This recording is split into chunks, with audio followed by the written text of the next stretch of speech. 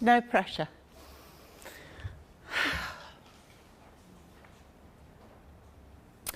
You'd think after 6 months on this course that I could launch into a speech like that.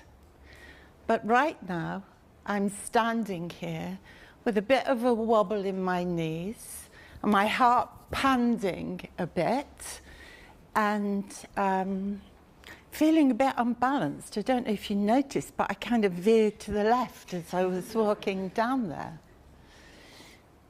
And the reason is, when I look out at you, I am gobsmacked by being in the presence of so many loving, wise, and compassionate beings. Magnificent spiritual beings. So, hands up who knows they're a spiritual being. High five! Hands up those who thought, who, me? Ooh, 1, 2. And hands up who thought, this woman is definitely off her trolley. Yes, bless her, you were right.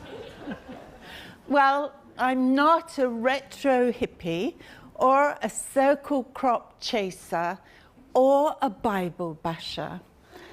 What and who I am is a magnificent spiritual being just like you. My spiritual being operates at a level far beyond my human being and personality. My spiritual being, unlike my human being, doesn't get ensnared by everyday feelings and aggravations, but it's there for loving, wise, compassionate counsel and unreserved support and guidance. You know, there's a story that when a baby, a human baby, comes to full term, it knows everything it needs to know to be the most loving, wise, compassionate being. But at the moment of birth, an angel kisses its cheek and it forgets everything. We then spend the rest of our lives trying to remember. The first time I remembered I was more than I thought I was over 30 years ago in a personal crisis. I was in a city park, unkempt, and muttering to myself like the proverbial mad woman in the park. I didn't notice that the rain-drenched bench seeped into me, or that the cold wind cut across my face. I was in psychological, emotional, and mental torment. Suddenly, I inhaled deeply. And I recognized the lush green pungency of grass and shrubs and earth after heavy rain. At the same moment, my torment disappeared, and it was replaced with a stillness and nothingness. No thoughts, no feelings, just being.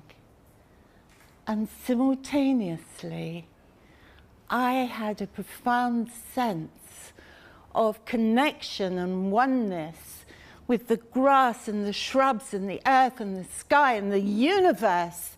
And I sobbed wildly with relief and awe. And as I say that, I can feel my knees wobbling. It was so powerful. My spiritual being, my soul, had shown me that I was so much more than my personal crisis and my tortured feelings. I was so much more than a human being.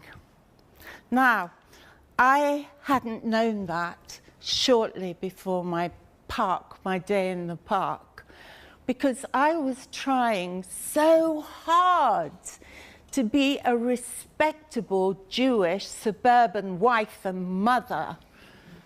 I was even chair of a parents' association, complete with Mrs. Bouquet hats.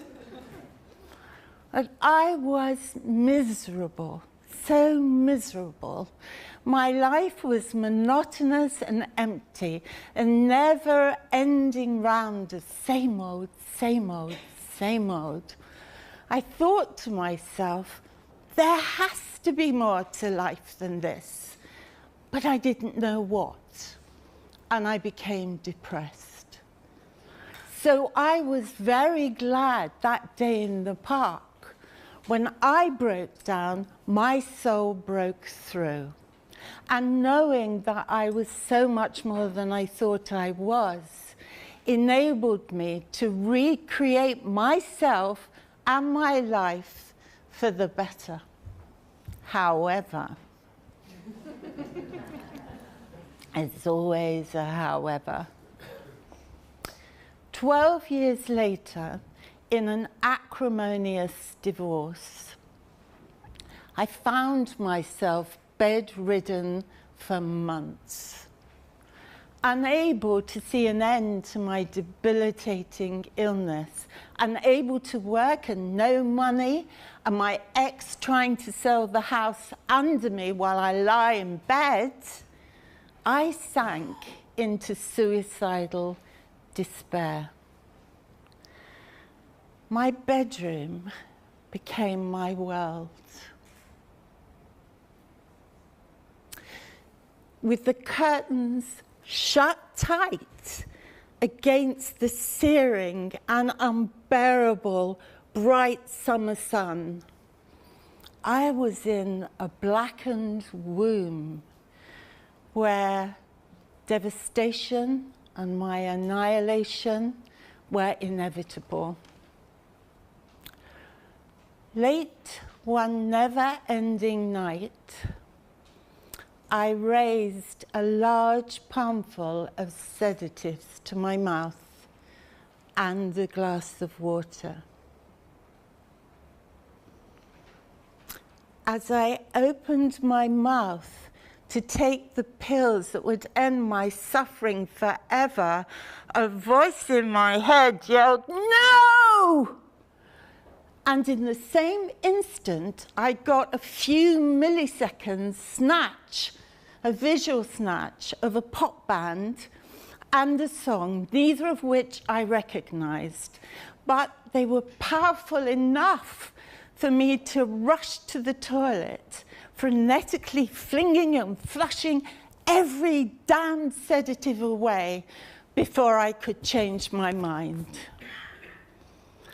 This time, not only did I relearn that I was so much more than I thought I was, but I learned that my spiritual being, my soul, always, but always has my back big time. My spiritual being encourages me to play big, to see myself as full of potential. And it pushes me to evolve into who I can be instead of who I was trained to be. And it really was like that. My spiritual being, my soul, encourages me to be of service to others, the greater good, as well as myself. And it doesn't matter how you do that, from street cleaner to brain surgeon, your life will be full of meaning and have a purpose. No feeling there has to be more. You are living the more. So, hands up who knows they're a spiritual being. Ooh, I think there's a few more. High five again. And for everyone else, please, please, take what I've said like an opening window into your own self-exploration. Rummage like a thing possessed, like I did once, through the self-help sections of major bookstores. For the books which catch your eye and your eye and your eye and your eye will be exactly the right books to lead you to the more that you are and can be. Because you are so very much more than you think you are. Thank you.